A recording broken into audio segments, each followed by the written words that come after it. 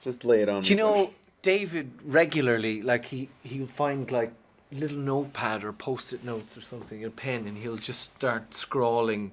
It might be some couplets of a poem, or it might be some thoughts that's going to develop into a story later on. He's like I heard a story about Shane MacGowan and the Pogues, where he's just constantly drawing like tissue, napkins, post-its, the back of people's necks, you know.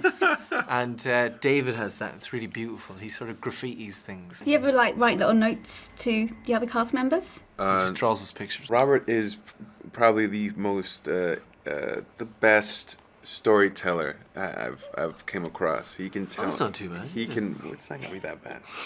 I'm not gonna burn you. I mean, he can. So he's gonna attack me. No. He says that he can sit you down and tell you the most fascinating stories, and he has an amazing memory.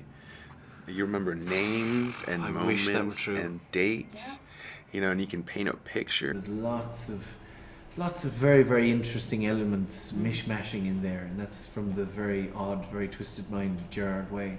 Oh yeah, you know. I think you have to walk around all day being nice to people, don't you? Hello, how are you? You know, how's your day go? I think we un-superheroed it a lot. Klaus is constantly levitating, you know, in the graphic novel, like it's nothing. But he doesn't levitate in the show. And Klaus is a problem child as well, but he's a very, very different flavour of a child. You know, he's somebody who is in a constant state of change, you know, whereas Nathan in Misfits was, you know, he just was him. He was just utterly himself. Whereas Klaus is transforming in the most interesting ways as the series goes on. He just goes wildly off on tangents, and it's credit to the writing. You know, the writing of it was just absolutely entrancing. I did a film there called Jet Trash, which I co-produced and was in, and we had this bonkers kind of chaos in a bowl time for like 6 weeks running around southern Goa, but it was just it's magnificent. There's a lot of magic coming out of the earth there. Let's go. You just feel it in the bottoms of the soles of your feet. Yeah, let's go. It was beautiful. It was like watching a herd of stampeding wildebeest in the African savannah. Just just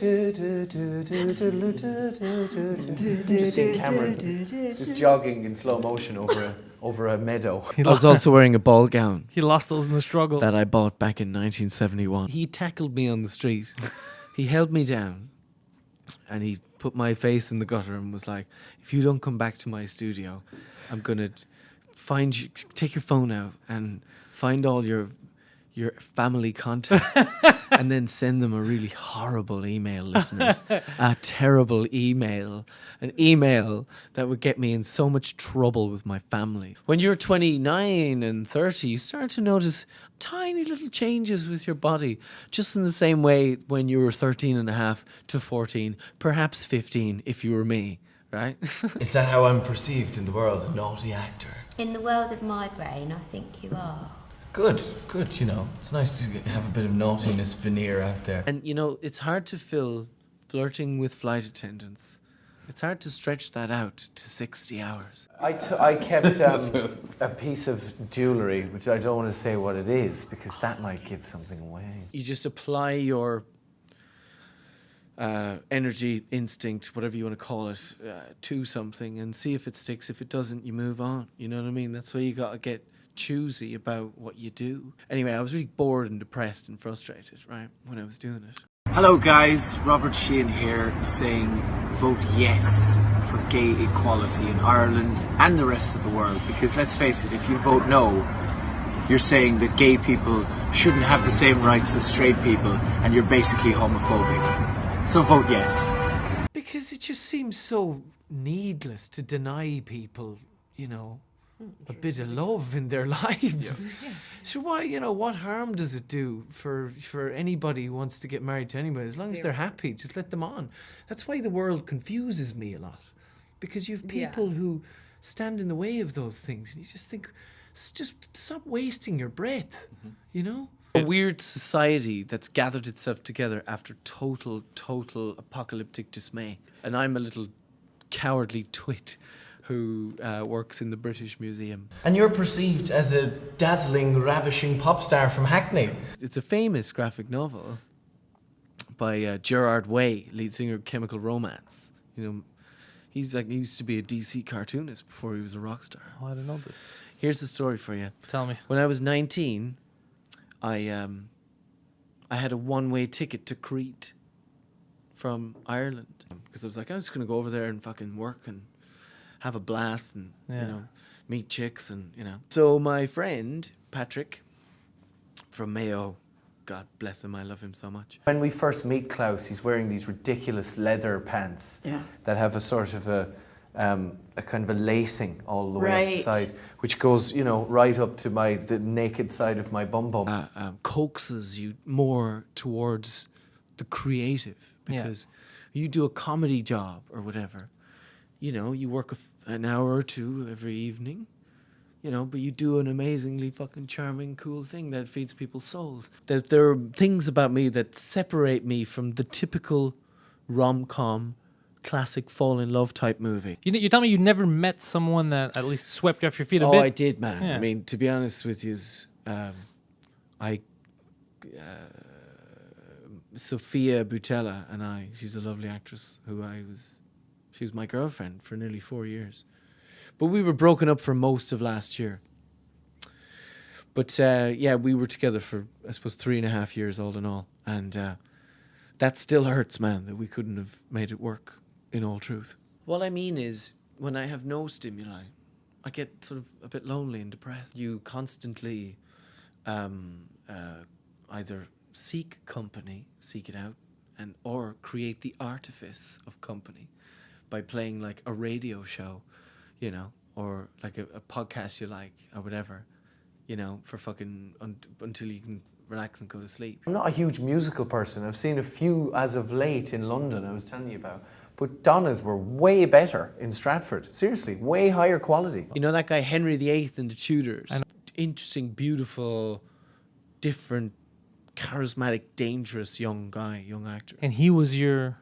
For a while, yeah, I was quite obsessed with him, right? Natalie Dormer, the great Natalie Dormer, who's actually since remained a really good fucking friend.